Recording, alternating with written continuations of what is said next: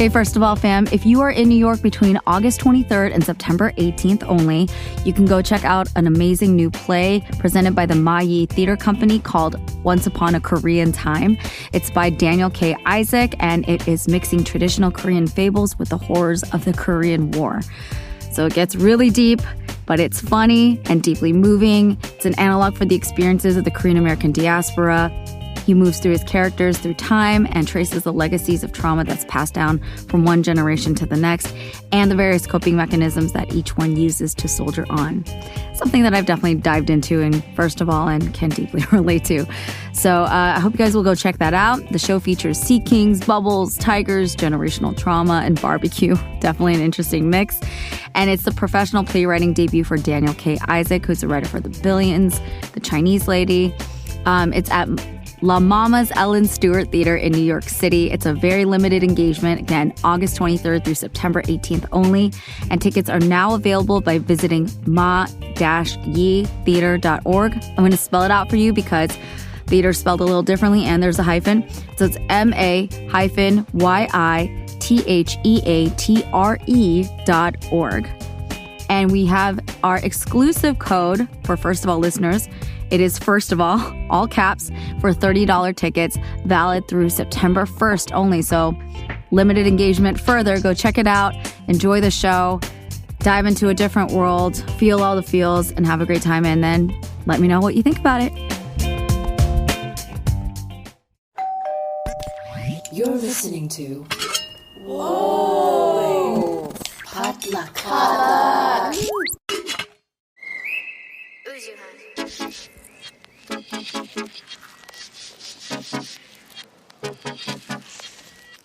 Hey guys, welcome back to First of All, a real unfiltered conversation on career, family, relationships, and culture. I'm your host, Minji Chang. I'm an actor, producer, and filmmaker, here to share inspiring stories and to walk through everyday life with you. Hope you guys are doing well, staying safe and sane and healthy and joyful and peaceful, all the good things. What a time to be alive, right? Welcome back. We are here with episode 178. And I'm really excited to introduce this conversation and our guest because this is a doozy. It's a very layered and complicated topic.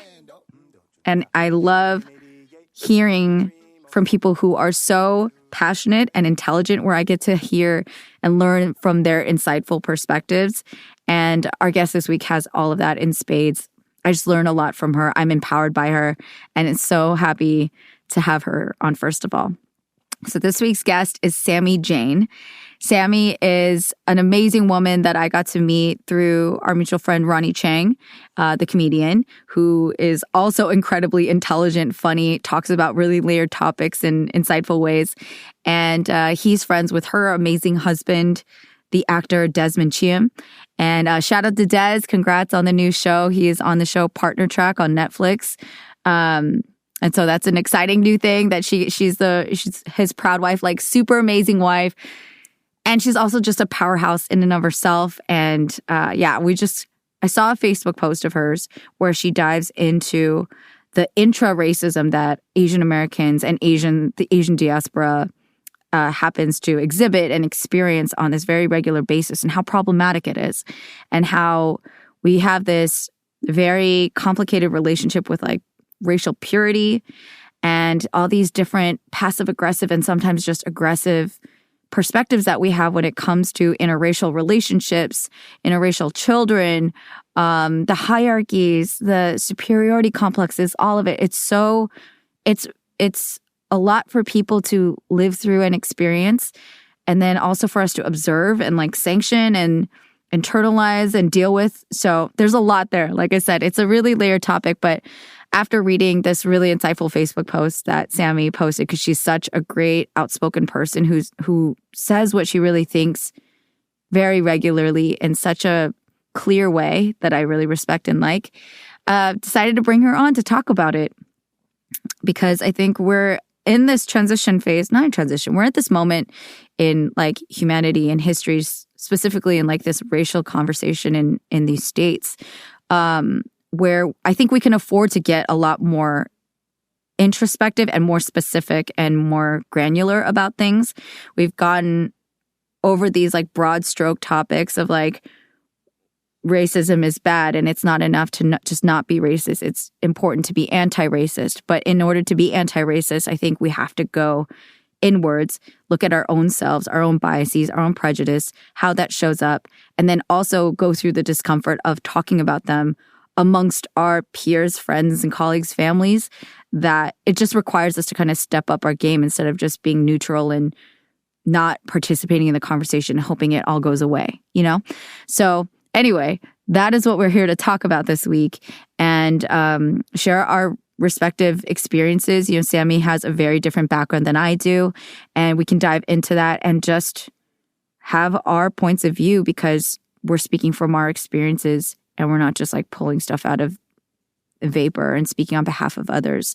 So I just appreciate Sami for coming in to have this really honest conversation that I don't know how other people may receive it, but here we are, and we'll do our very best to like shed some light on that, to be honest, to learn from one another, hopefully spark some questions and, you know, forward thinking from anybody who's tuning in. So a little bit more about Sami before we get into the episode. She is the former director of operations for the core dance crew, and she's had such a diverse background working in a variety of industries. She's worked in healthcare, social media, entertainment, finance, and even the government.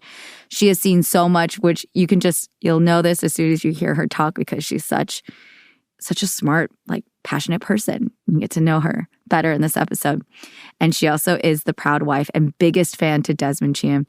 I also want to say I love their love. And it's just, she dotes on him so openly and dotes on the other doters, all the people fangirling over her husband. She's like there to support and like gas him up even more. It's the cutest thing. So yeah, super happy to have Sami on for the show. And I hope you guys enjoy this really, honestly, like just thought-provoking conversation on Asian racism and racism in general. Enjoy.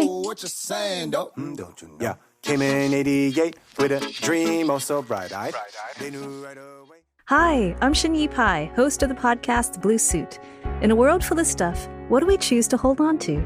The Blue Suit is a podcast about commonplace objects and the people who transform them into something remarkable. From an inherited Chinese-English dictionary to an old calophone playing records left behind by Japanese Americans incarcerated during World War II, our podcast showcases modern-day artifacts of Asian America and what gets elevated to heirloom status. Find it by searching for The Blue Suit wherever you get your podcasts. There's no lifelines. Cutting the teeth on the move. Nobody's filling these shoes. Hello, Miss Sami. Welcome to First of All.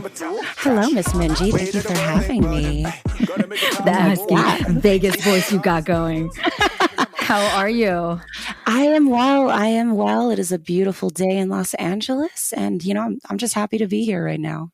Good. I'm so glad to be here. I was just telling you earlier offline that, yeah, it's been a minute since I've podcasted. I feel a little bit like I'm jumping back into the pool right now. I was like, do I remember how to do this? I'm sure you do. And like having listened to the old episodes, like this is just going to be like getting back on a bike for you.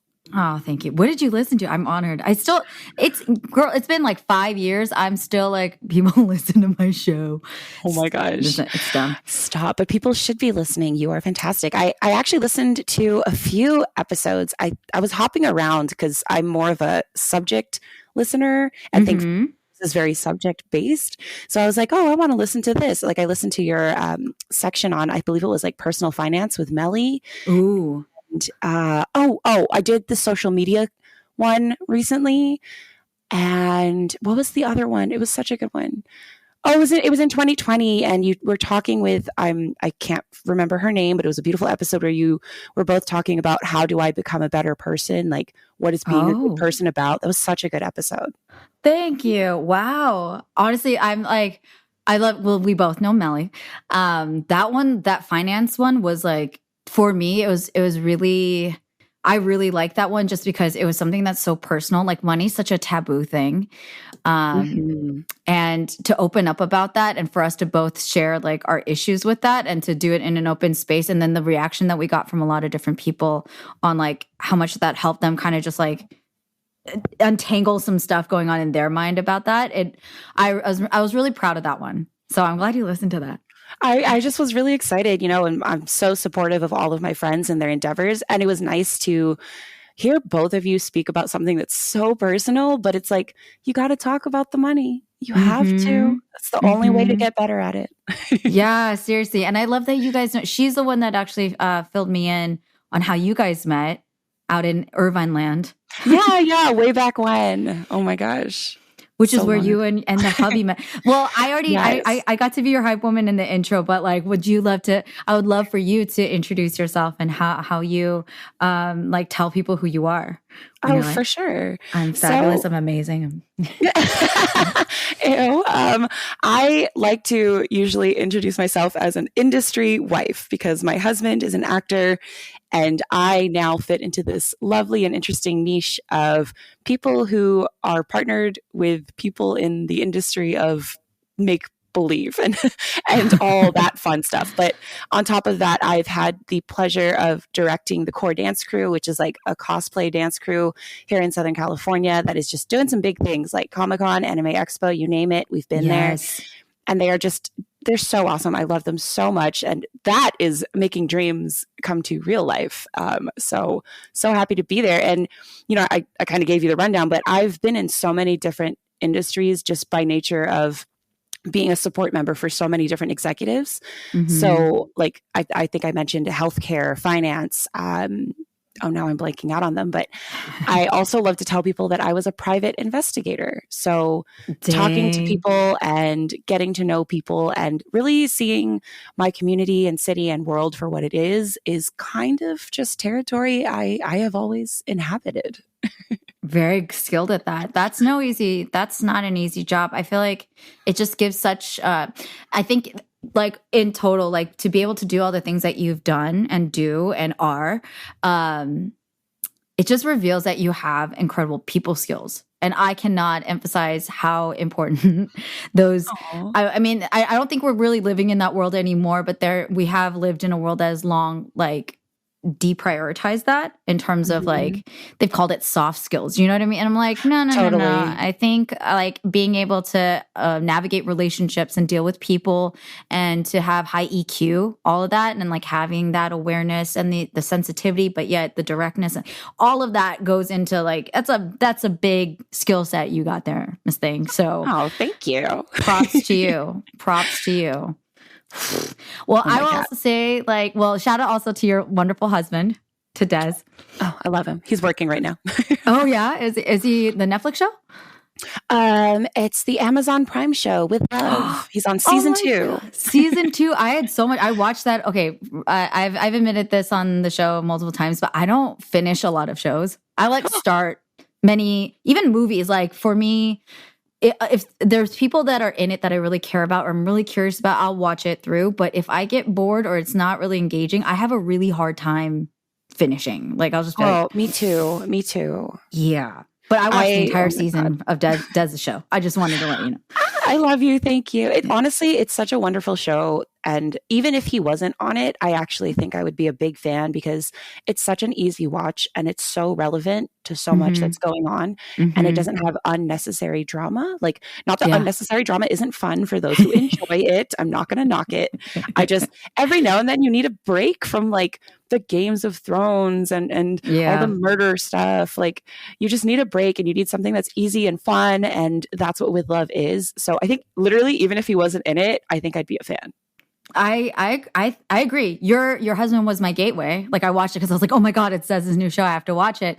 And I stayed because it's a fun show. It was like really sweet, very relevant, like you said. And I think there's so much that we need a time capsule about this insane time of navigating romance and race and all of that, family and all that. It packed in so much. So it really did. So proud of him.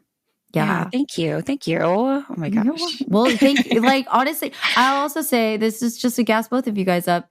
A person can't do their job well if they're not happy at home. So also the fact that like he's just been kicking ass and you're also so open about your guys' adoration of each other, which I think is so goals and like it's so beautiful and heartwarming and wonderful. Like that's also like his success to me is like a fan of both of you.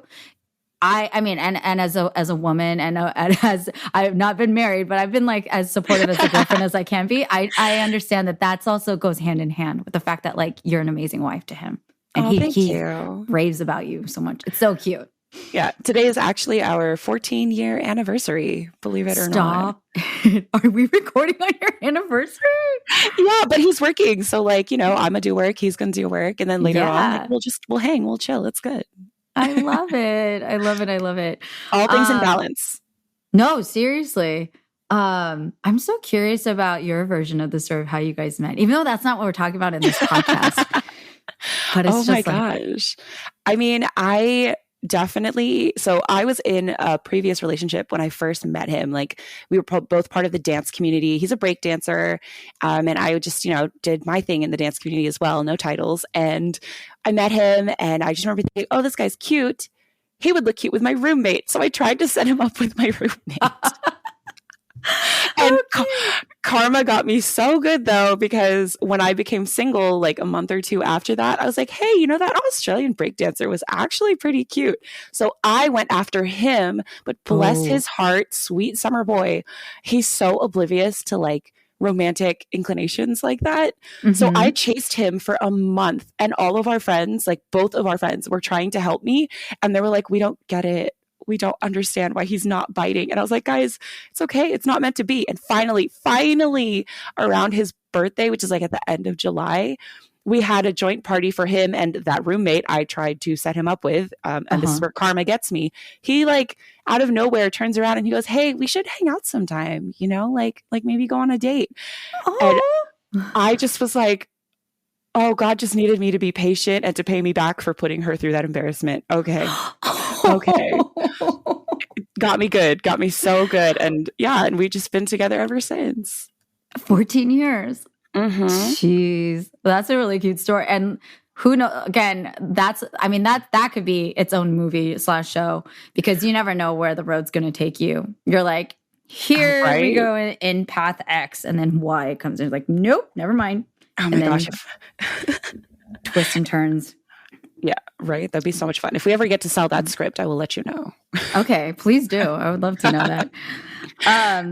But Sami, I've just like, I think I got introduced to you guys formally through Ronnie, right? Ronnie, was that the first time I got to hang out with you?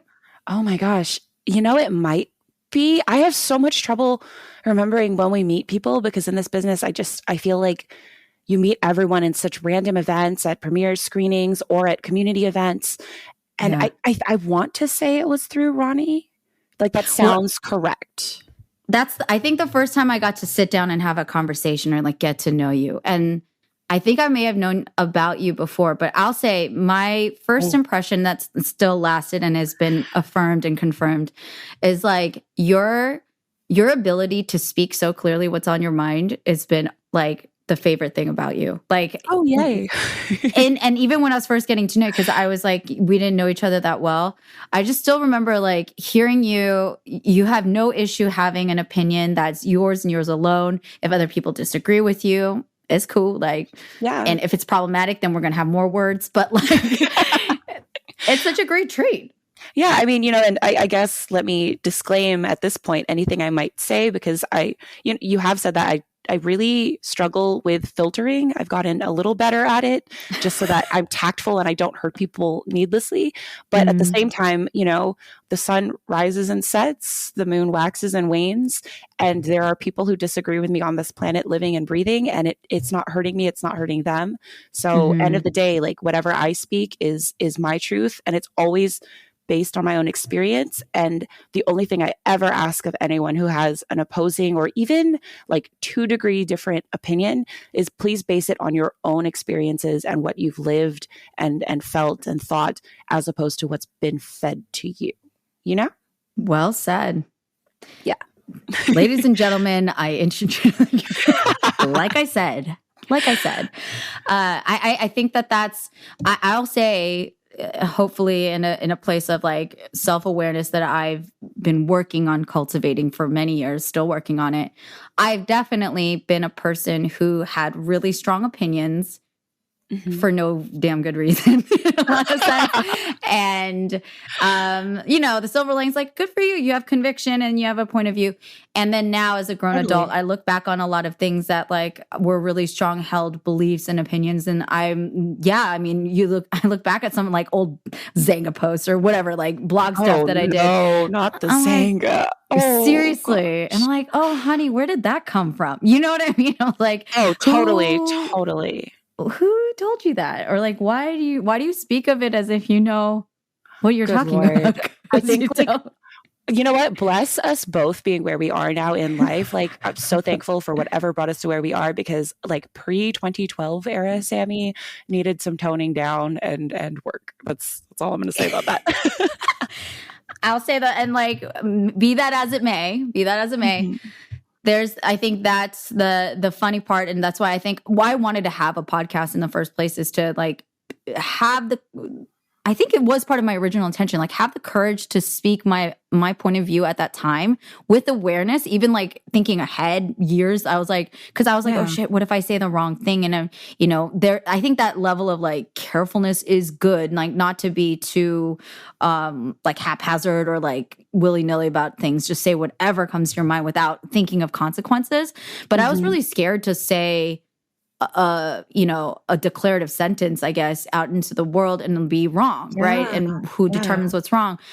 But then I was also like thinking, okay, in light of that, then like that's going to stop everybody from ever speaking ever. And like we do need to have discourse. We need to have different perspectives in order to move anything forward. So even though I am scared, like, okay, let's go do the best we can.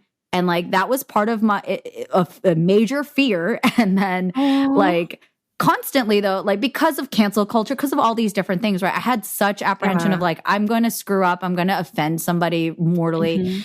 But then I was also just like, I do like on a data level see this lack of women voices of my generation, et cetera, at the time that I started. And I was like, if I'm wrong, then I'll deal with being wrong. And it's still, hopefully it will be worthwhile that I'm saying something. Cause like ain't nobody hearing what I'm saying or what people like me are thinking. So that was part of my mindset.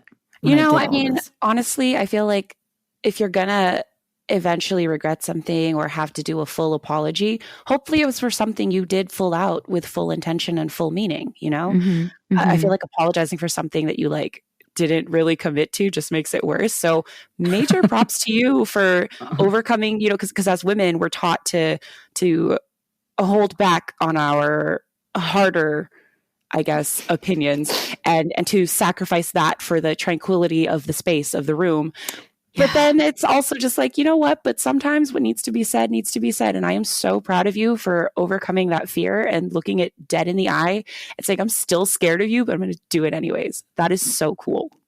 Thank you. I'll throw it back because this is why we're talking today is that your ability, again, to be really vocal about stuff that's important to you. I came across one of your Facebook posts because it was like fed like Kenji, our mutual friend. He pointed me in, he's like, dude, because he knows that I care about this stuff and like I get riled up about identity politics and like this. So go look at it. And I was like, oh, and then I looked, I was like, oh my God, this is I want to talk. He's like, you should talk to Sami about it. And I was like, oh, I'd love to. This was great. So that's why we're here. But like what you have shared so clearly about Asian identity and like about a number of things. Like, I want to say the fact that you're so vocal and have such conviction keeps me staying brave. A.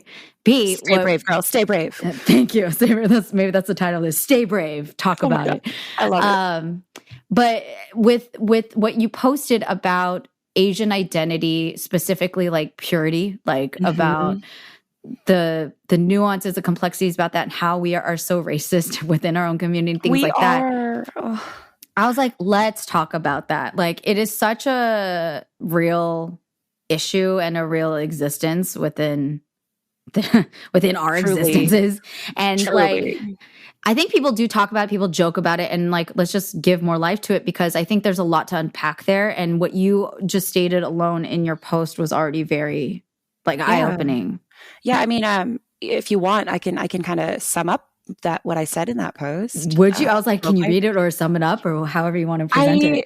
I don't have it pulled up, but I do remember what I said because it's something that like you said, people talk in private, and all my friends in circle know that I will speak on this. I have great umbrage with the fact that within the Asian American community, there are some of us who are disturbingly obsessed with purity of heritage. This notion that if you're mixed, even within different Asian communities, if you're any form of mixed, you're somehow lesser, and that somehow removes the validity of your voice. It somehow removes the validity of your request for representation, which is what we're all asking for.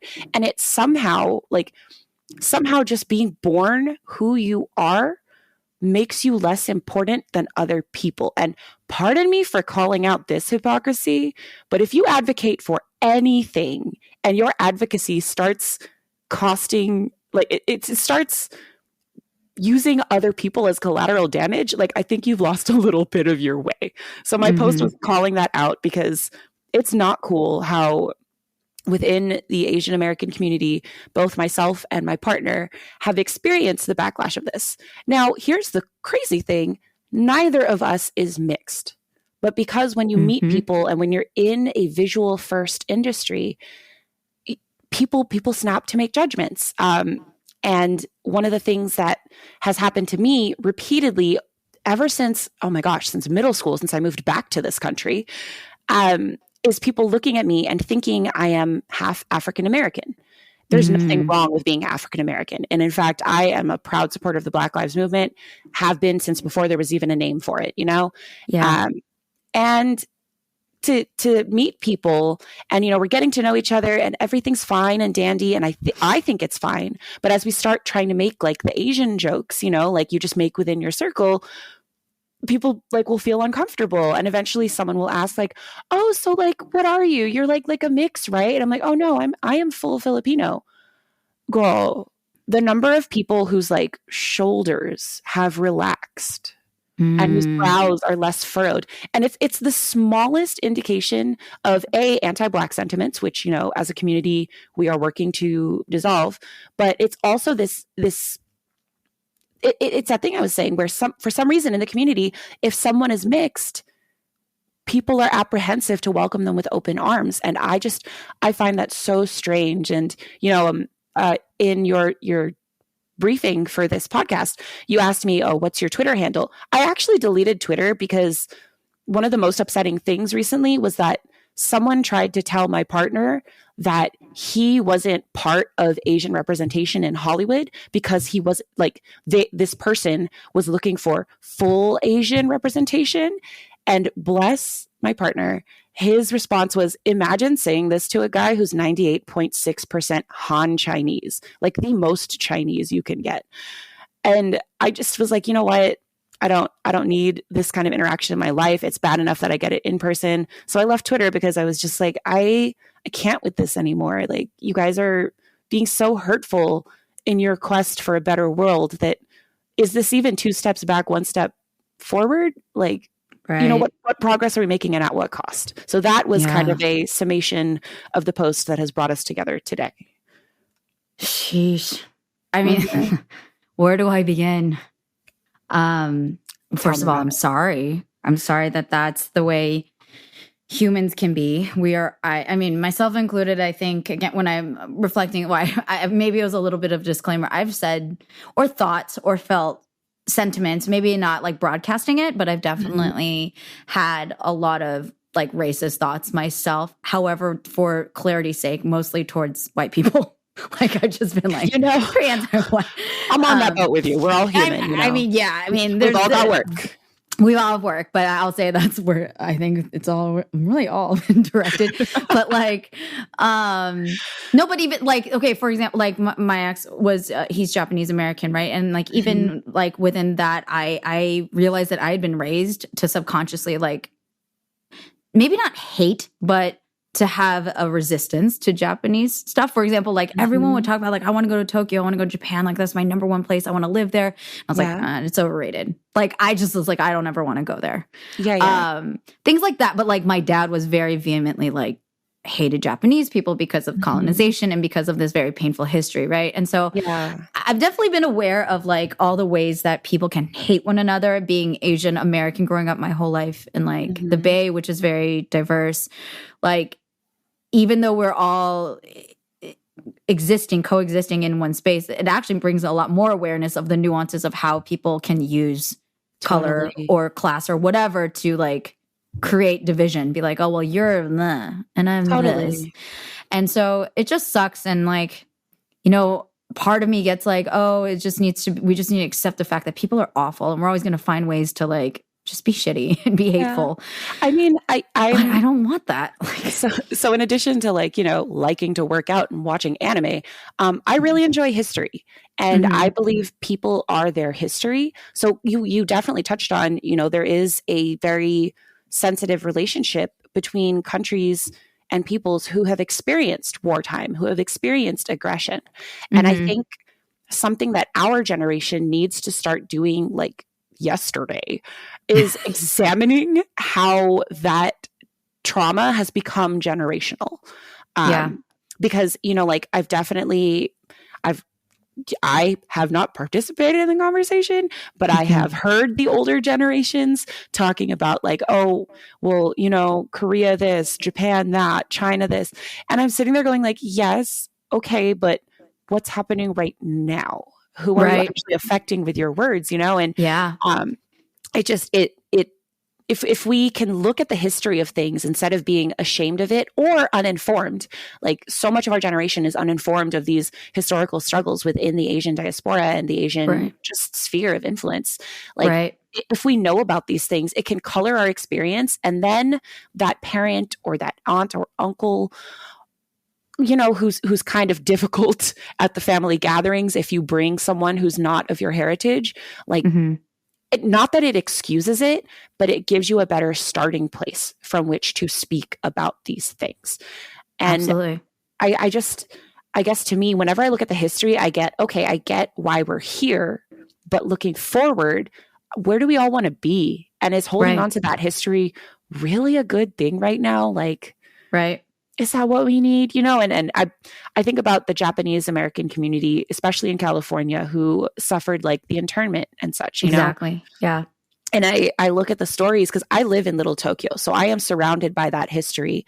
And I just see like, I see sometimes the hesitation in some of these people to reach out to communities beyond Little Tokyo for support because there's that hesitation, you know, having been othered by Americans and having families who've lived here with businesses that have been here for years, being othered and suffering through that internment, like it affects your relationship with people. But at the same time, when you're in the community and like people start to recognize your face and stuff like that, those walls don't exist as much anymore. And it's just because you've invested your time, you've become a part of the community. And like, I don't know, you know, if they can overcome that and still want to be a part of community, then maybe that's a lesson from history we should all be taking, you know? I agree.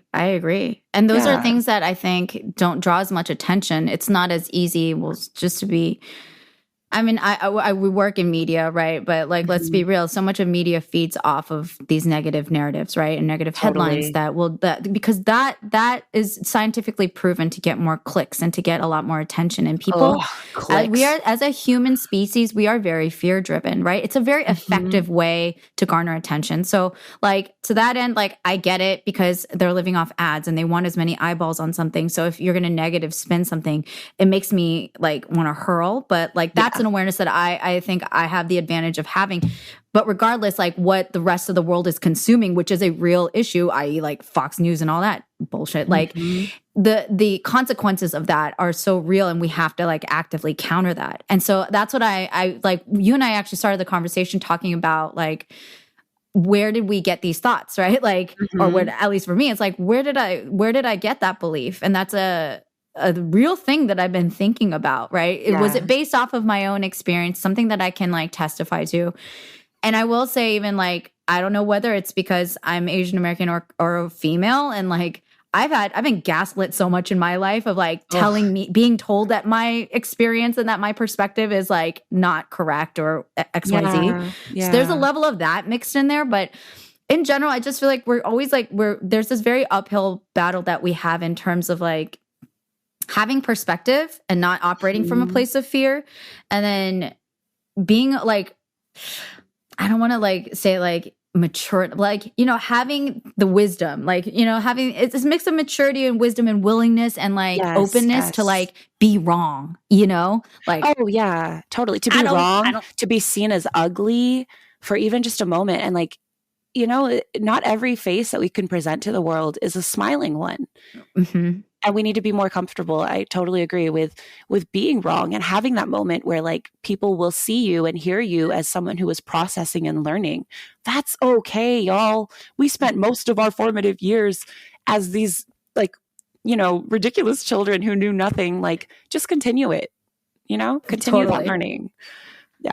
When it comes to the mixed heritage thing, like I mean, that's the now and that's the future, right? Like we're just all getting, it's gonna be this continuous evolution of a lot of different cultures and heritages and backgrounds and ethnicities and facial structures, skin colors, intermixing, right? And I know that there are a lot of people who have been really against that for a lot of different reasons. A lot of like, that's the root of like so much hatred and prejudice and division. Yeah. And like, I the only thing from my experience that I let like it first, besides the fact that I'd grown up in America, so I'm very aware of like Jim Crow and the segregation of black and white, which were neither of my experiences. But I knew that like from birth, I was always told to like marry a nice Korean boy, you know, from my parents. And there's that wish for me to keep the bloodline pure was so heavily influenced by the Japanese colonization and everything before, where like they kept getting pillaged and like trying to be erased as a people. So I know from my parents, like this like sanctity of the bloodline was so centered on like preserving identity, preserving like language, preserving our culture and our ceremonies and like things that they hold so valuable to their hearts. I think they really wanted to make sure that I don't lose that, right? Yeah. So when I think, because I would fight back, or I was like, I love whoever I love, and like, don't tell me who I'm gonna marry. Like I was like Ariel from Little Mermaid. Like if I'm gonna marry a human, you're gonna have to deal with it, you know? Oh my god, damn that movie. But like that's what I grew up with, you know. And so it's been years of me like really resisting, disagreeing, judging, and then trying to understand like where did this narrative that they're so like holding on to with such a tight grip. Yeah. I mean, now I'm in my 30s and not married, and they're like, just anybody, whoever. You just had to wait them out. I know. Like it's a game of chicken. I love it. But like for me, that's where that awareness, it was very early on for me of like this, you know, purity and this heritage, you know, honoring, and like anything but it like desecrates it or it harms it in some way. And like, I don't know where everybody else is, like the vitriol, the hatred comes from per se. I don't know if it's been hateful for my parents, but I do know that they're very like persistently adamant about marry a good Korean boy, preferably Christian, you know, Right. They have a checklist. Yeah. But, and I imagine it might be that way, but I don't know what you've experienced. And then on top, what all the other layers that you're talking about, which is like anti-Blackness, and like, would it say that if I was in an interracial relationship, if I brought home like a white boy versus a black guy, I mean, within the Asian community, we know like what would cause a bigger problem. Do you know what I mean? Yeah. And that is such an issue. Oh my gosh. Yeah. So, I mean, I guess, you know, I was the partner who was not approved of at one point. I was dating someone who was of Vietnamese heritage. Yeah, he was full Vietnamese, parents both full Vietnamese. And, you know, we were in college at the time, and college is a great time to date people and explore your options and whatnot. But for some reason, his parents refused to give me any kind of a chance. His father wouldn't meet me. which, you know, was a bit odd, but I tried to give the benefit of the doubt, and I was like, he probably thinks this is just a college fling, which, you know, long term it was. But, you know, if he doesn't want to try to meet all of his son's girlfriends until there's a serious one, that's fine. You know, like, have your reasons. I'm open to that. That's okay. But then his mother did meet me. And I remember we started dating shortly before Mother's Day. So I just happened to like get her a little necklace, nothing crazy, but just something to say Happy Mother's Day, you know, because I'm not sweet. rude. I was raised properly. So sweet. And I knew he was going to get picked up by her to go. I think their family was in San Diego. I think. Oh my gosh, it's been years. But, you know, like one weekend after the gift had been given, he got picked up to go down to San Diego, and his mother proceeds to spend the entire, I'm pretty sure it's like 2 hours from the OC or an hour, whatever, the entire time telling him why Filipino girls are bad and he should marry a Vietnamese girl. Oh. And I remember feeling so hurt because I was like, first of all, you don't even know me and you're speaking as if I'm a bad person. But second of all, not all Filipino women are the same. So that's a reach. Like, where is that coming from? And, you know, I wasn't in that relationship long enough to try to tackle that. And that did kind of give me PTSD with a partner's parents, because I was like, how can you hurt someone with your words like that, you know? And like in your quest to find your son a good partner or help your son find happiness, you know, that's what parents want for their children, I assume. How can you hurt someone else so profoundly? Like, if you're not going to like me, just be like, oh, we don't really like her, we don't really approve, but base it on who I am, not on your own preconceived notions. And also, like, maybe don't discriminate against a whole group of people. Yeah. In the meantime, like, really? Really? For sure. I'm so sorry. And like, I'm very lucky to not have had a parent disapprove of me. And I was so like programmed you are to so please. Lovable, darling. Oh, thank you. But like they could have their thing against like Korean people or just an Asian person or whatever, right? Or maybe there was somebody that didn't approve of me. I was just shielded from it. Oh yeah. But I can imagine using like to be in the receiving side of that, no matter what it was about, but especially for something that's completely out of your control and is completely false. Like, you're incredibly lovable and charming and like, you got this woman a gift, like a completely just nice gesture. The kindness of your heart. It's very telling, I think. Hopefully, my wish that I speak into the universe is that I hope this is mainly a generational thing, and this is why we're talking about it, because that is just creating more harm, more pain, more PTSD that can maybe or may not be healed, you know, through XYZ, through therapy or like a healed relationship. That it just creates more pain and more division, because like for somebody to actively have to recover from that and have to entrust somebody again to like not discriminate like that, or to you know what I mean, subconsciously expect other people are going to do the same thing. I'm sure that parent, like, trying to be as gracious as possible to be like that person is from a different generation. I understand like Vietnam has gone through a whole hell of a lot, right? Oh, like totally. And still what was said is hurtful. It's problematic. It's not mature. But I also like the grace that we've all had to like give our parents' generations is like, it is what it is. And I'm glad that we have the maturity to do that. And also we don't need to repeat that stuff. It's just like, it's so unnecessarily hurtful. Yeah. It's so unnecessarily harming. I want, and I am an optimistic person. Yeah. I want to believe that it will fade with the previous generation, but I think I've just experienced so much in my life that my more pragmatic side is also like, okay, it's not going anywhere. Case in point, like, I remember several conversations with people where they'd be like, oh, you know, like Filipinos are Asian, but they're not Asian. And I like, talk about instant blood boilers. The minute I hear that, I immediately gauge how valuable this relationship with this person is.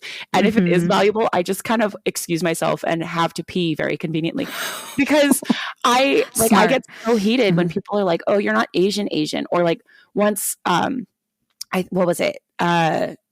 Des received a comment once that was like, oh, you're not like Chinese though, because he wasn't mainland Chinese. And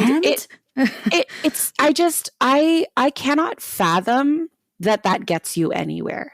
I cannot fathom what that validates within a person to be like exclusive with your heritage. And now I lived in Asia. So when people hit me with the Filipinos aren't really Asian, or like, oh, you're a Pacific Islander, I'm like, okay, first of all, if you didn't live in Asia, you probably shouldn't be even a part of the conversation of who is Asian or not. Like, pardon me for saying pero, that just like, that's a reality. And when I lived in the Philippines, the gatekeeping in the community was more like, are you a light-skinned Filipino? Are you a dark-skinned Filipino? Are you an expat, or do you your family speak it? Or the thing that we all get of like, oh, well, do you even speak the language? And I sound like a fifth grader when I speak Tagalog, but man, I can understand it. So when people are talking, I'm like looking at them with full comprehension on my face, and I will wait until they're done and respond in English because I know they understand. And it's just like, I sit here and I sit at such an interesting intersection watching these things happen, in the what I call the real world and Hollywood, because those are two things. Right. And I always ask myself, what have you gained from being exclusive, from gatekeeping in this way, from telling someone that they were born wrong or born disadvantaged? Like, what have you gained? Oh, nothing. You don't gain anything tangible unless you're like racistly avoiding someone being cast or given work opportunities or something like that. But it's just like, nothing can be worth that kind of painful self-validation to exclude someone like that. Completely. I think it's so, love how clearly you lay that. I have no notes, Sammy. Yes, copy paste. Whoa. And also, like, I think it's all just very telling of like the culture of, for example, like what Asian American culture is. And I'm not the end all be all authority on that. I've just been heavily invested and immersed in the Asian American culture and the creation of it. I would say you have been a little bit of a subject matter. No, I'm not an expert, but like it has been my entire universe for the last almost decade and a half. So like, and being part of so many different personal conversations, like on the ground, just like individuals, students to working people to like, and intergenerational. I've talked to people that are kids to like my grandparents' age. I've talked to people from all over the country that are Asian American, who are immigrants or FOBs who are like, fourth generation Japanese American and Chinese American in California. There's such a range. I'd say a lot of it is ingrained in like our very patriarchal society or like culture and Confucianism that is very Asian. Totally. But that is so rooted in like hierarchy and finding where you rank. And so whether that's a conscious thing or not, I just feel like that coupled with white supremacy is a perfect storm for everybody having this incredibly real and very like impactful set of insecurities and need to feel some level of significance and superiority. So I think that's at the root of like why people say stuff like that and why, and I'm a voice actor, right? So it's not about what you say, it's about how you say it. So you can say like, oh, well, like it's different to be like, oh, are you like Chinese? Or it's saying like, are you Chinese? Or like, what are, like those are two things that were said there, right? And so there's kind of like, even in the tone, we're all trying to decipher that because these conversations are very, I think, specific to our generation of like figuring out how to juggle all of these identities. And there's like people who misspeak, and like there are people that have that rooted in like this inherited like superiority complex or whatever, whatever they've been entrenched in and then like regurgitate without thinking twice about it, which is stupid. But like, then hopefully they get the consequences of like getting a response from you. Like, cause then like, no, should have thought about that. All right. Anything. It's for me, a big part of my activism, and to clarify, I've been an activist for so many different things since I was 16. Like I've done the petitions out in the parking lot of a supermarket. You know, I've done the marches. I've done the actual lobbying in an elected official's office. Like, been there, done that. Spoken at a council meeting. Been there, done that. And something that resounds through all of that is, again, coming from like my experiences, but I also always like to do a double check with myself. And the double check is always, what is my advocacy asking for? What is my ask? And are the words and stories and things that I'm saying to people, like, is all of that fundamentally in line with my ask and my hope for the future? And here's the thing, if you're excluding people on the basis of their heritage when they were born, isn't that hypocritical to any kind of like racial representation ask you could have? Right. Like fundamentally, you're shooting yourself in the foot. Right. And why it's already hard enough, boo-boo, to change the world. Why would you like put dents in the tools that you need to use to challenge the patriarchy, to challenge white supremacy? And like, I really want to hop back to that for a second, because you said something about, you know, a lot of what we've learned has been what we've experienced through white supremacy, through the patriarchy, things like that. And, you know, in the Asian American community within Hollywood, there's all this talk about changing Hollywood, about new Hollywood. How do people say, Hollywood today, as opposed to Hollywood, even what, 5-6 years ago is different. But I am always, I think I'm so okay with being wrong that I criticize everything that comes out of my mouth the minute I say it. So the minute I've ever said, oh, well, Hollywood today or Hollywood these days, I go, wait, but is Asian American Hollywood actually changing Hollywood to a new Hollywood? Or are we just putting an Asian skin on the old sins of old Hollywood? Ooh. And that's the reaction I always get. And people take a second and go, oh, hold on a minute. Because if what we're doing now is we're just replacing these hierarchical structures with our own Asian version of them, have we really affected the system as greatly as we think we have? Or are we just using the tricks that the last guy used, you know, like the last greasy car salesman used to make our own sales, you know? And I think I would love for more people within our communities to be critical of the devices and the marketing and the spins and who we promote as our leaders and who we allow to be our leaders. Because that's not like, people assume that just because you're popular, you have permission to speak on behalf of the community. And maybe that shouldn't be a thing. I'm just saying. I love you. Here's the thing. If you have a motivated self-interest to get attention as part of your industry, maybe you aren't the best advocate for a social movement that should be benefiting others besides you. Again, fundamental hypocrisy. And sometimes I sit in the back of these things going, I don't know about that, but at least it's better than yesterday? ? Like, oh my God. I feel so seen. I like need a moment. I'm like so grateful. Sorry. Yeah, no, but it's great. To me, that's what a lot of us are actually asking for, is a re-examination of the structures that we've allowed to create these hierarchies. You know, like that's what we have actually been asking for when we say we need more representation in media. It's not just about the faces, because, you know, again, we are human beings, and this should not be news to anyone. But even your Asian American kings and queens and in-betweens can be toxic and problematic. So 1000%. Like, you know, where is the examination of what's actually wrong? And why are people being left out or being exalted? in a way that was problematic before, and take that issue and then add in the fact that there are Asian gatekeepers. And to be clear, this is not just within the Asian community. After I posted the what we'll call the inciting status here, a friend who has mixed heritage that includes some Latina messaged me, and she was like, it shouldn't be something that I'm happy to hear, but it is somewhat comforting to know that it happens in other ethnic communities as well, because it does happen to her, where her being mixed somehow prevents her from even being a part of any solutions that her community might propose.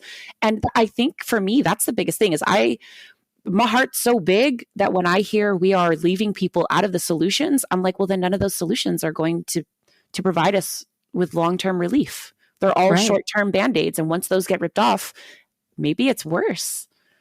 Because they're not applicable to people. Because they're so fixated on being serving to this specific group, which I think, there's multiple facets to this, that there is value in specificity and saying, okay, like this is a very specific Filipino American or Filipino, right? And there's a distinction between Filipino and Filipino American, right? Because now we have these subgroups. Yes. So there's value to differentiate. Sometimes that specificity is what a lot of people want in order to really feel seen and heard. And there's a catch-22 to that. If you're only so specific and that's the only thing that matters, then you're not inclusive of like things that can afford to be broader, that can afford to like address multiple issues at the same time, because they are universally rooted in the same thing, i.e. like white supremacy, right? Yeah, so, and just broadly relatable.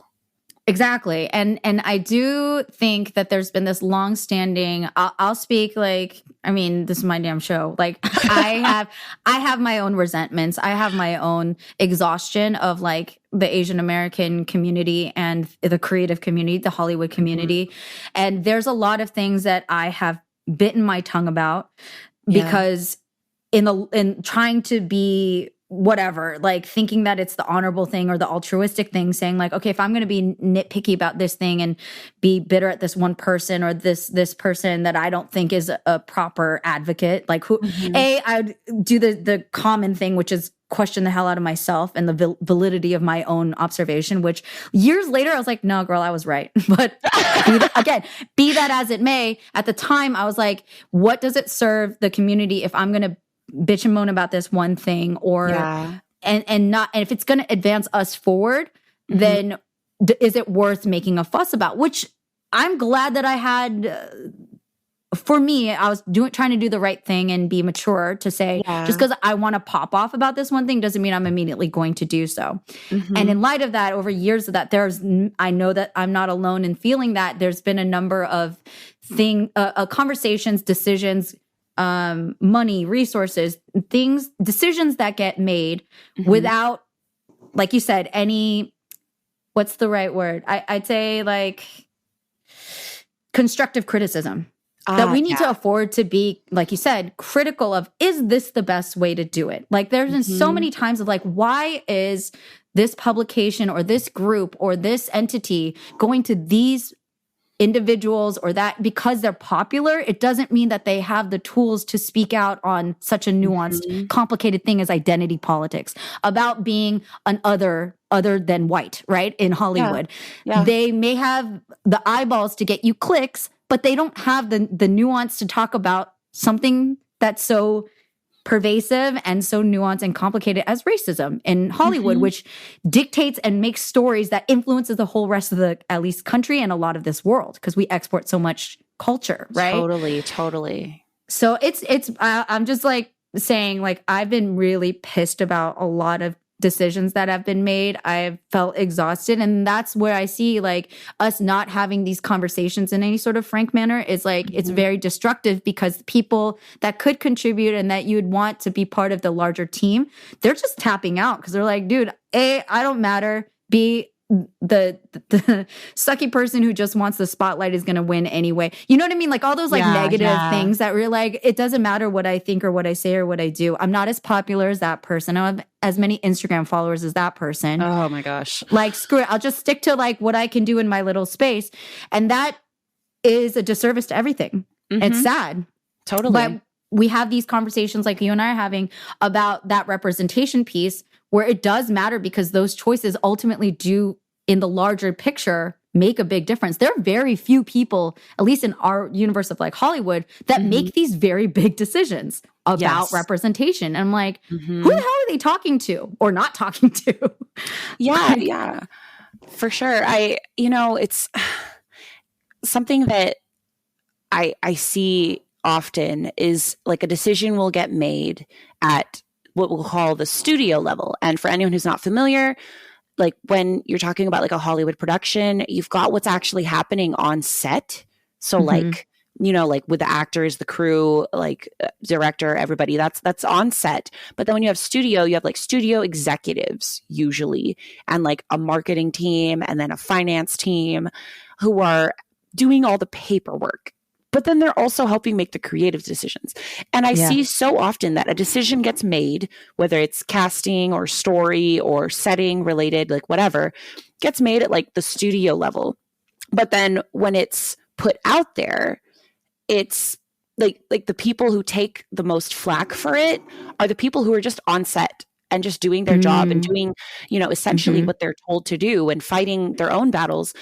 But then something comes out from the studio side, and like, because most people don't know how those politics work, they're like, oh, well, that means that this actor or this director or this, I mean, sadly, most people don't pay attention past that, but you really should. There's some amazing people working on the crew of these sets, y'all. Like, they are the real magicians.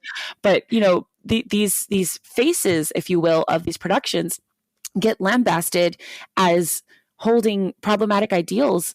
And then the same thing happens when studio somehow makes a good decision.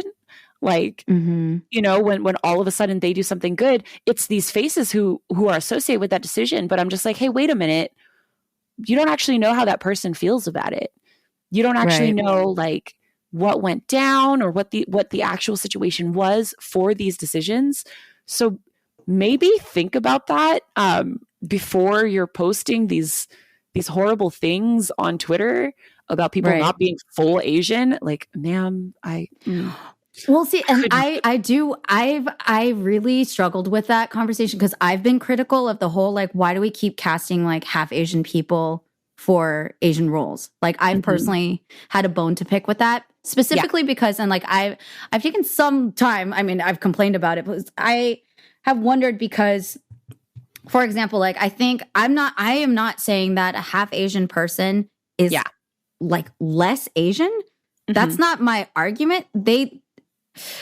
From my point of view, the way I looked at it, for example, is Kristen Crook half Asian? No. Is she? From Smallville? She looks kind of... I don't remember. I think... Like, I'm talking about like Smallville days, like back in the day. There were half Asian actors and actresses that like... Ethnically ambiguous. That like, it came from a place of... I'm a big fan of authenticity. I'm still pissed about Rose from Titanic. I love Kate Winslet, but I was like, homegirl's not 17. I'm still not. That's the level of like, that's how petty I am about like, I care about, are you actually blah, blah, blah. Because it adds to the story and I care about story. And I'm like, I'll believe the story when it comes from like an authentic place, right? Totally. So when these people would like cast half Asians, it's not because I hate half Asians. It's like, if the mom and dad are Asian and then the child is like clearly not full, that's takes me out of the story, Like, that's first and foremost, like, that's weird and dumb. Genetically not possible. Secondly, like, I had a thing with, like, the whiteness that's been promoted within my existence of being Korean and Korean American is that whiteness is beautiful. And, like, when I see a half Asian person, I'm like, we all, like, it's been an ongoing series. Like, they're all beautiful. They're all just gorgeous, right? Yeah. They get the best of everything. Like, shut up. Seriously. And I'm not saying, and I'm not trying to, like, minimize their experience. I know that there's so many issues with, like, identity and not feeling white enough and not feeling Asian enough. Like, you're just in this horrible in-between.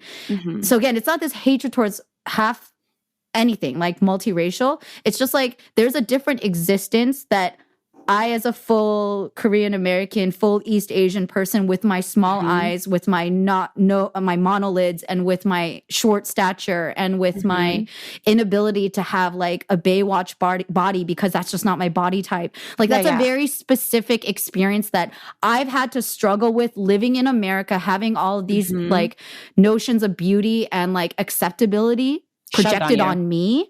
Yeah. Right. Shoved down my throat. Then to have my supposed representation represented by somebody that genetically looks more in alignment with the white population that I have felt so like, whatever, shunned by or like inadequate compared to. That decision, and it wasn't the actor's decision, but that fact that that was made by somebody else and that's inconsequential, that it doesn't matter, is infuriating to me. I was like, it disrupts the story. It's a different narrative. Half Asian people have their narrative and their struggles and their existence that's difficult in different ways. But to try to like con us, which I don't know if that's what they're like, really trying to like pawn us on, like make us believe that we're not stupid. Like, I don't know, that's where I've had like come on, what is going on? Like, why can you not find a full Asian person to play this role? Totally. And and I what I want for the community is just honestly flat out for more Asian stories to be told. Because that problem that you have only exists because we are competing for such a tiny percentage of roles available. And that should not be the case. Like if there's going to be, let's just say there's a cute little high school drama happening and there's an Asian kid there who's, we'll go with Korean. I'm going to give you your Korean moment, girl. So we've got a Korean kid. That Korean kid should have Korean parents. But you know what? Maybe just, I don't know, we also have like an African-American kid and both of that kid's parents are African-American. And you know what? Maybe we spice things up. We have a white kid who's half Asian, half white. And those parents, but like, it's like take from the roles that are all white and mix them up and create more. Like it's kind of sad that so many people end up competing for such a small pot when if they were given a chance, there would be so many people like yourself, like myself, who would feel seen without it coming at the cost of other people, without it creating invisible barriers between us where you were like, I have nothing against a mixed Korean person. I just want to see a little Korean girl struggling to reach the top shelf and being given a top locker so hatefully. Like, I just want to see that, and again, like that is no hate on the mixed community, but it's like, there should be enough roles that everyone can do this. So I think for me, that's the big thing. And when you're in the industry, like you were able to express that so concisely and so passionately, girl. Like that was so beautiful to hear you say out loud because I know you've been feeling that. So good to hear that. But then, you go to the consumer, you go to the audience base who, like, if you're listening, please pay attention to this. Y'all gotta stop saying hurtful things like, I wish they had cast a full person instead of this mixed person. Then that's not the fight. Stop making that the fight. The fight is, I wish they were telling more stories with more roles for both mixed and non-mixed people. That's the fight. But like when y'all start saying on Twitter and running your mouths about how this person's not full Asian, so that's a problem. Like, you make that person the problem instead of the studio that made this decision the problem. And that's the problem, yo. 100%. Like, that is the problem. So if you're going to start like a Twitter thread that has thousands and thousands of views, at least target the problem. Again, copy paste, Control C, Control V. I just can't sometimes. I'm just like, there's nothing wrong with these people having roles. We just need more for everyone else. Agreed on the roles. And I'd also say, from somebody that's starting out as a filmmaker, I made my first short film this summer. And thank you. I've done a number of like passion projects. So I've done like casting calls. Okay. I'll say, and my stories, I write from my place of experience. The vast majority of the characters I write are Asian American. Not so cool. And like, I've been looking. So Yep. FYI, supply needs to exist. If people are trying to tell a nuanced story, even on the parental front, the great example you came up with earlier, if I want somebody to play my dad who is like authentically like a Korean fob, which I want that accent, you know, I want a genuine accent that doesn't come off cringy and that's like false and coming from a Chinese American, no shade, but like, I would love for like a Korean American. My dad speaks really great English. He just has a heavy accent.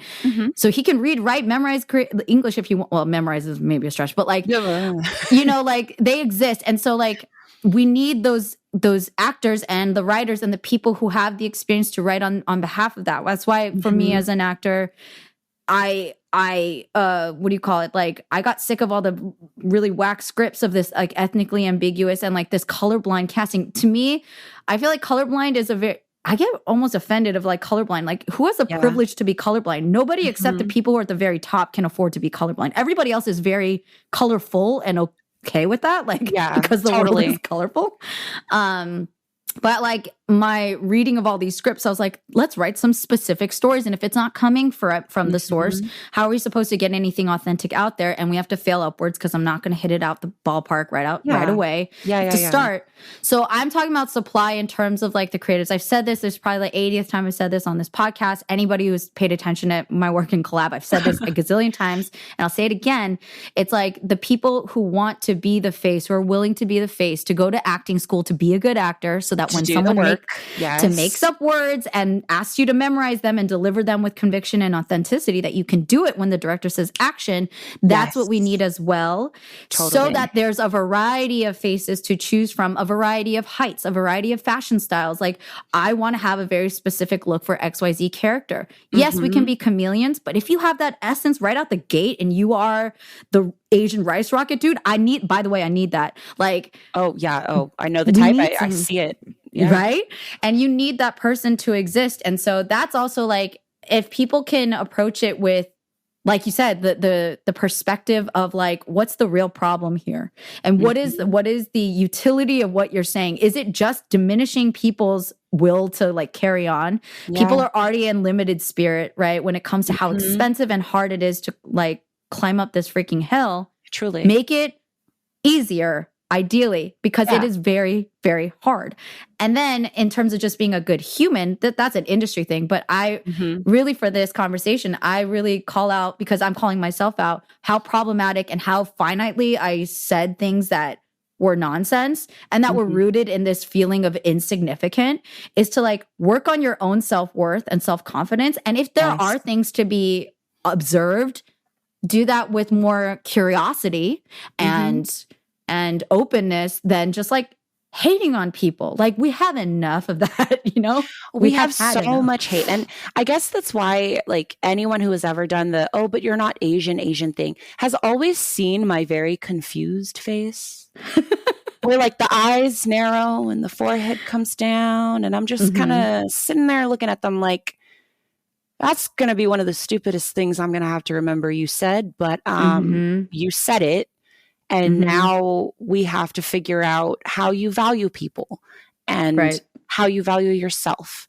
And now that's going to, because I think when you experience people, and a first impression is great, but really how they continue to act and speak and conduct themselves is how you form your opinion of them, or it should be if you're not prejudiced. Underlying theme.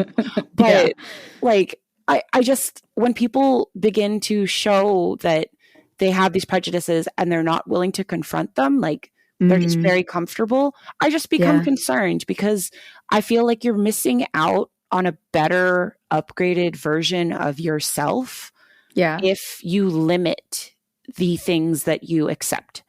And I really think that like, trying to be a good human being, trying to be a good person, express compassion, like that thing that you're about to say that excludes people, how's that going to make them feel? And is that worth me saying it? Right. Just be compassionate and think about the flip side of it all. Right. And awareness that level of, I don't know, just unbridled, it comes from a place of pain, I imagine too. So I think want to be combative. It's going to attract more. honestly. Like when people have really provocative points of view, I'm not opposed to that. I'm actually like really curious, like, what do you think? And if it's really insightful or really different than mine, for me, I want to become a person where I invite a different point of view in case I'm missing something, in case there's something even cooler or different that I did not take into consideration, which is everywhere, right? Yeah. But if that's delivered in this like rooted in hatred and rooted in trying to be superior at the expense of others, to like push down instead of wonder or like explore or learn, like I just immediately, I feel a disconnect and a dislike of further engaging with that person. Nobody wants to listen to you when you're just like, I hate this and like these people are trash and like whatever. Even if those are not the words, but that's a subtext of what you're saying. It doesn't invite that perspective to be further explored. You are literally pushing people away, not literally, you're figuratively pushing people away with that kind of energy, you know, that on a very like human EQ level. Who wants to talk to someone like that? Amen. You know, and you kind of used one of my favorite words there, invite. Like being active, being part of a community is about, you know, like who else is involved and what you're fighting for. And to me, you know, I've been doing, again, this activism thing for going on 17, 18 years now. Inviting people in is the single most powerful thing you can do for your movement.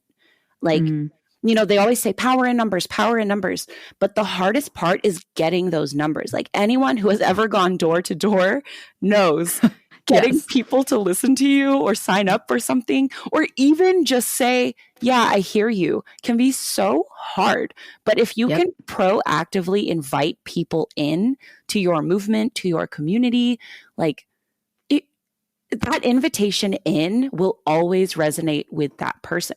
So this notion of Asian Americans within my own community saying I don't fully belong or certain people don't fully belong, like I think I just get so I'm a Virgo, and anything that's inefficient bothers me.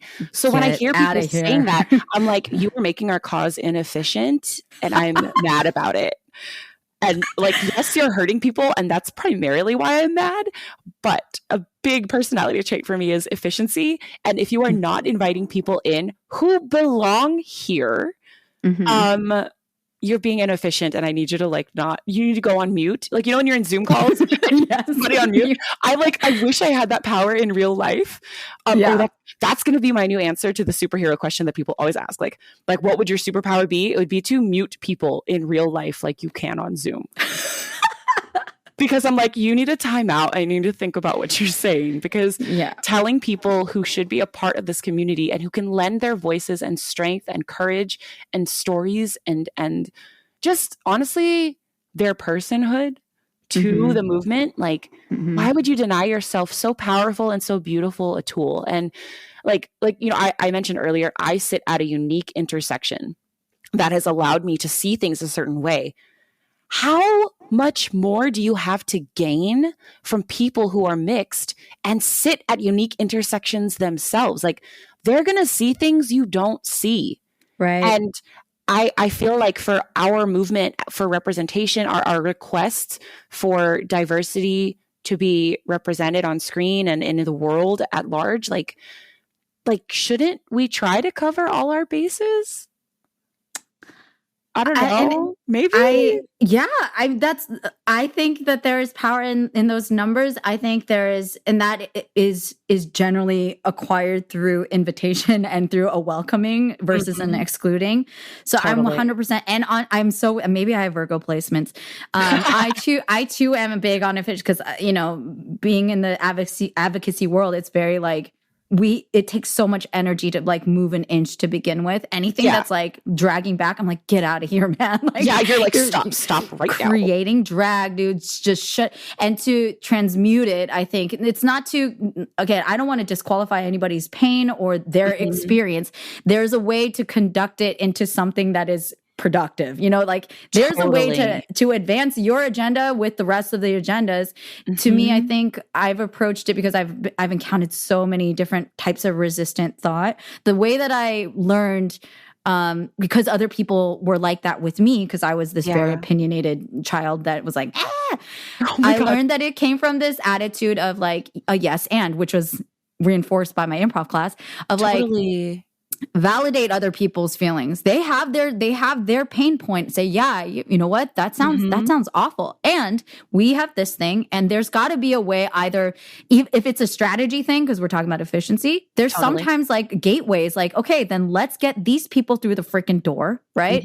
Or like right now, this is what's available to us. Right now, this is what is trending, or blah, blah, blah. Because it's a business too, at least in the Hollywood side of things. Yeah. And then on a personal side of things, it's like, to validate somebody it's not very costly unless it's like your pride or ego. You can validate someone else's experience and then add yours to it and add other people. It doesn't have to be a yes, but it can be, or no, but it can be an inviting, inclusive thing, because that's ultimately, ironically, what we're seeking. I think the people's anger of like creating this otherness is this wanting to be included. Like, I wasn't seen, and you're not. You can't speak on behalf of me. No one ever said that they were, bro. Like, why are you getting all mad? And you know, that's two things I guess I want to add there is, you know, people always make these assumptions where and this goes across all advocacy, not just the Asian American push for visibility and representation. People assume that if you don't speak their truth, you're denying their truth. Yes. And I think we all need to start challenging that like gut reaction, knee-jerk reaction is what it's called. We need to start challenging that knee-jerk reaction that if someone doesn't speak our truth, they are against us. Give them 5 minutes, y'all. Like, Twitter only allows 170 characters. You expect me to write a whole thesis, including a deposition on your history after mine? Like, give me a second, you know? And I think that if we can come from a place where we're challenging our assumptions and say, wait a minute, did they actually say something to hurt me? Or have I made an assumption or an inference? And then the other thing I like wanted to touch on, because you talked about it, was like, you know, the improv theory of yes and. I think another thing that people should use as a technique when learning, navigating, communicating, advocacy, all of the processing steps, is the left hand raise, where, you know, I've introduced this to so many organizations I've led and been a part of, where sometimes you genuinely don't know how to ask a question or how to get information. So sometimes it's because you're worried you're going to offend someone. Sometimes it's because you just don't know the words for things, you know, because no one is omniscient and we all don't know everything. So I introduced the concept of the left hand raise.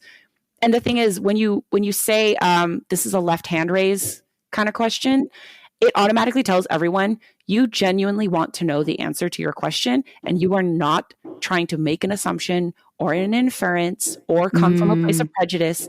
You just have an awkward question that you need help answering, and you would really like an answer that is also judgment free.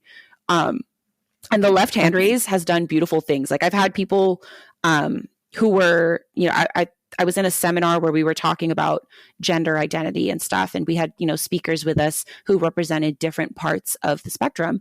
And I said, you know, we might have a few left hand raises from people who just are not familiar with how to be advocates for your community, but they want to help. So sure enough, you know, people were like, I have a left hand raise. Can I use this word XYZ when I'm speaking about your community to try and get people to understand? And like, if the person had not cushioned it with left hand raise, I think they might have been like attacked, because it was a very outdated term. Obviously, I'm not using it, you know, and like, but it allowed everyone in that room to go, oh, okay, like that was not a hurtful thing. You just genuinely don't know. And then the person was like, thank you. It's not that I haven't wanted to speak out on your behalf. It's that I felt I didn't know how. So I just, like, you know, like assuming good intentions or just like challenging our assumptions and intentions, but also like allowing people to ask questions and be like, well, if I'm of this heritage, can I also speak on this? Can I ask a question about your heritage? And instead of seeing the different heritages and backgrounds that we all come from as challenges to each other, as somehow erasing one another, why don't we see them as complementary? Yeah, and absolutely. invite people in that way. As a piece of I love that. Sam, that's so helpful. I had actually never heard of the left hand raise, but like that's real. I mean, if there was some universal way, if we can make that a normalized thing, right, to a way to signal, because I imagine there's so many people like that want to contribute or ask a question or know where to start, but have no idea where or how. Mm-hmm. That's so helpful. Thank you. Yeah. I want to like look into that.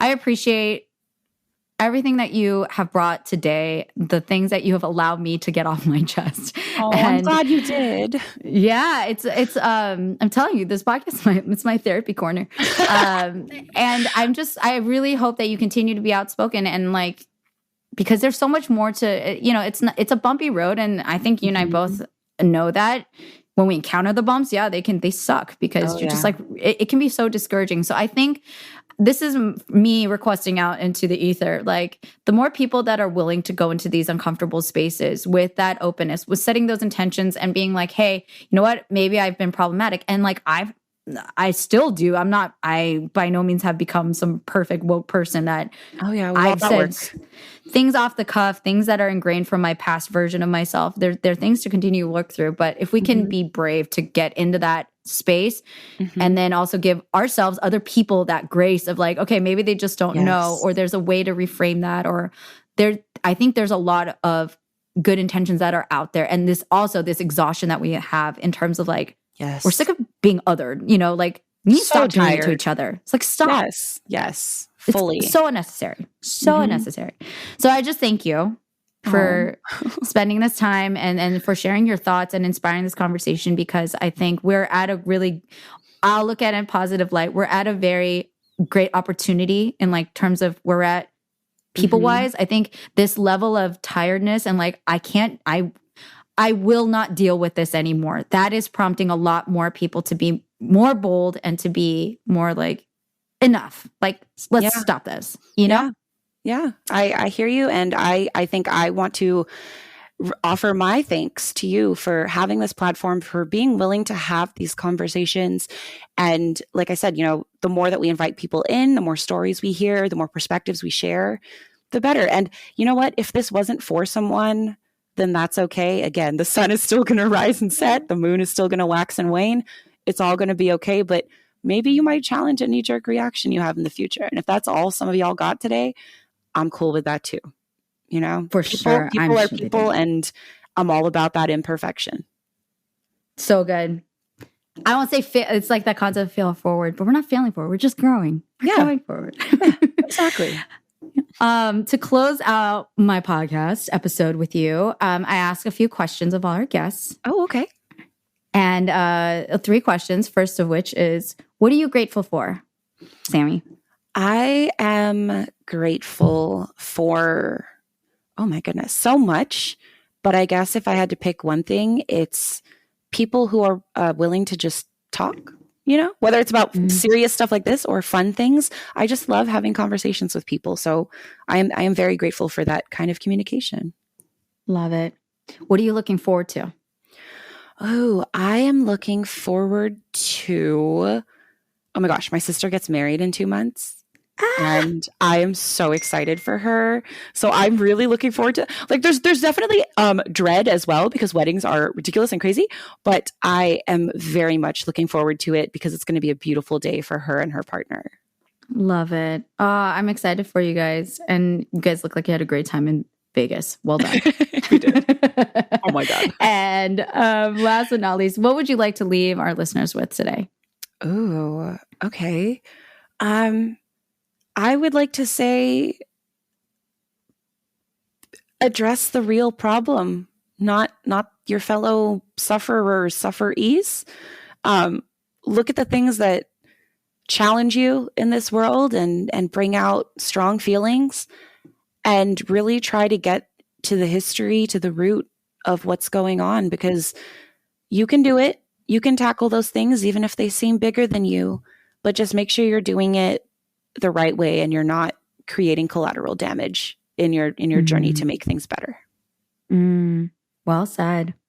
Yeah. Thank you so much, Sami. I appreciate you. Thank you, I'm so glad we got Minji. to talk. Yeah. Have a Me with great my rest of your Vegas day. voice. And have a happy anniversary. Oh, thank you, love. Send your hubby my best and congratulate him again. And yeah, I will talk to you soon. Yeah. See you. Have a great rest of your day and welcome back to your podcast after your break. Thank you. Thank you guys for tuning in for this week's episode 178 with Sami Jayne, talking about a number of really important topics, including racism, intra-racism, racial purity, so much there. Thank you, Sami, for being such an incredible guest, for sharing your thoughts and being so open and thought-provoking for all of us to learn from. I hope you guys will follow along with her journey. And yeah, check out her socials. All the links will be in the bio.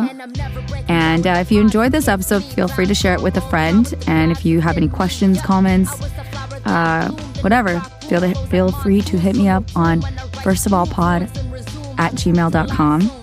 And if you'd like to support the podcast in any way, you can go to firstofallpod.com to check that out, how you can support. Thank you so much to Marvin Yue, my audio engineer and producer. Thank you to Priska, my current producer, who's just been helping me so much get back on my feet. And thank you to Juliana Deer, my social media manager. Love you guys so much. Appreciate you. Thank you to my Patreon patrons. Thank you so much for your support in keeping the podcast alive. And you can find First of All on all the podcast platforms, on Apple Podcasts, Spotify, Google Play, Stitcher, Radio Public, and anywhere else that you find podcasts. And feel free to follow along on Instagram at First of All Pod, or you can follow me along at Minji. And yeah, I think that is it for this week. Next week, we have a really great episode talking about red flags in dating with Dia Frampton. So be ready for that, because it's a great one. So much fun. Such a lovely human being. And our intro music this week was, of course, provided by Uzuhan, his song Uzu Trap. And this week's outro music, I'm bringing back my girl Ruby Ibarra to keep up the fiery vibes that I love so much between Sami and me, and this passion that we have in our hearts to move the needle in a better direction. And we are closing out with Ruby Ibarra's song 1,000 Cuts. I hope you guys enjoy it. Take care of yourselves. Be well. Love on one another and love yourself. I'll talk to you soon. Bye.